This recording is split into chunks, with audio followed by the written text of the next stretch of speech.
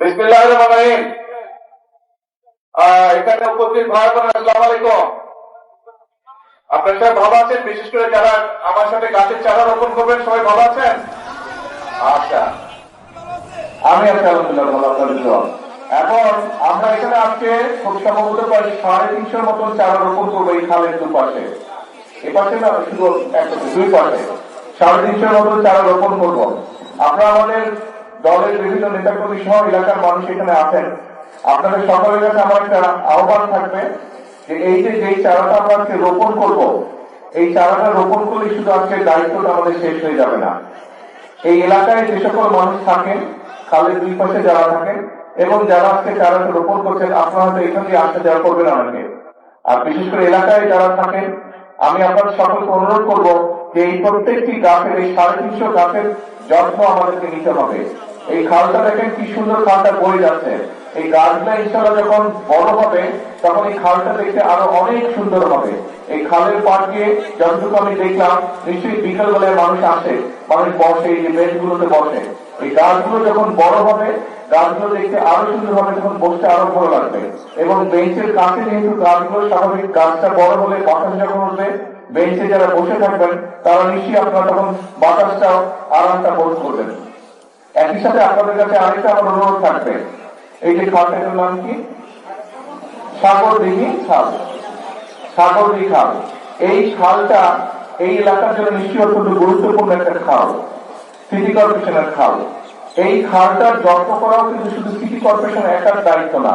এই খালটার যত্ন করার, খালের দুপাশে যে সকল মানুষ আছেন, সকলকে আমাদেরকে এই খালটার যত্ন করতে হবে।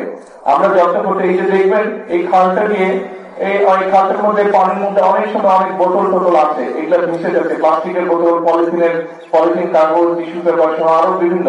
অর্থাৎ আমরা যারা এখানে আসি, পার্কে এসে হয়তো পানিটা খেলাম, ফেলে দিলাম খালের মধ্যে।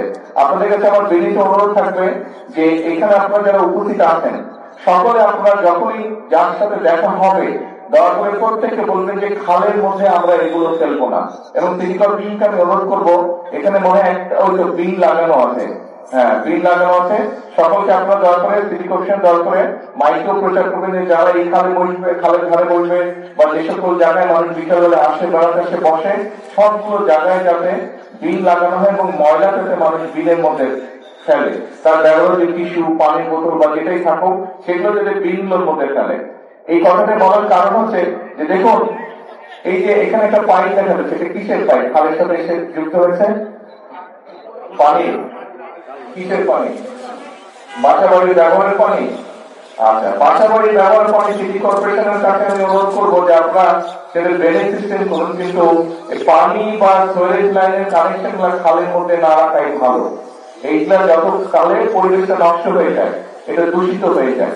কাজে আমাদের নিজেদের পরিবেশ, আমাদের নিজেদেরকে রক্ষা করতে হবে।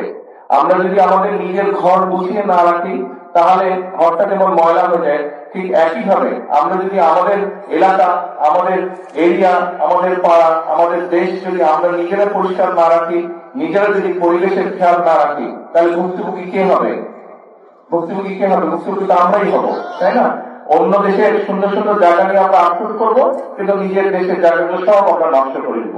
কাজে আসেন আসেন আমরা সকলে মিলে, মুক্তিযুদ্ধ যখন হয়েছিল, দল মত নির্বিশেষে সকল মানুষ মিলে, ধর্ম বর্ণ নির্বিশেষে সকল মানুষ মিলে আমরা যুদ্ধ করে দেশ স্বাধীন করেছিলাম।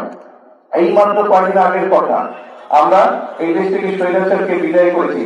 সকল শ্রেণী পেশার, সকল ধর্ম মত নির্বিশেষে সকল শ্রেণী পেশার মানুষ রাজপথে নেমে এসে স্বৈরাচারকে এই দেশ থেকে হটিয়েছে।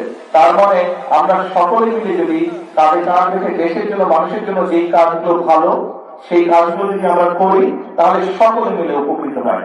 আসুন আজকে এই বৃক্ষরোপণের দিনে আমরা সকলে মিলে প্রতিশ্রুতিবদ্ধ হই যে আমাদের দেশের পরিবেশ ইনশাআল্লাহ প্রত্যেকে আমাদের যে যার যতটুকু অবস্থান আছে সেখান থেকে আমরা চেষ্টা করব আমরা যেখানে বসবাস করি, আমাদের আশেপাশের এলাকা, আমাদের ঘর বাড়ির আশেপাশের এলাকা, আমাদের অফিস আদালতের আশেপাশের এলাকা, আমাদের স্কুল কলেজের আশেপাশের এলাকা, আমাদের হাসপাতালের আশেপাশের এলাকাগুলো প্রত্যেকে আমরা চেষ্টা করবো পরিবেশটা যাতে নষ্ট না হয়, পরিবেশটা যাতে সুন্দর থাকে, ভালো থাকে, সেটার আমরা চেষ্টা করবো। আজকের এই দিনে এটি হোক আমাদের প্রত্যাশা, এটি হোক আমাদের প্রতিজ্ঞা।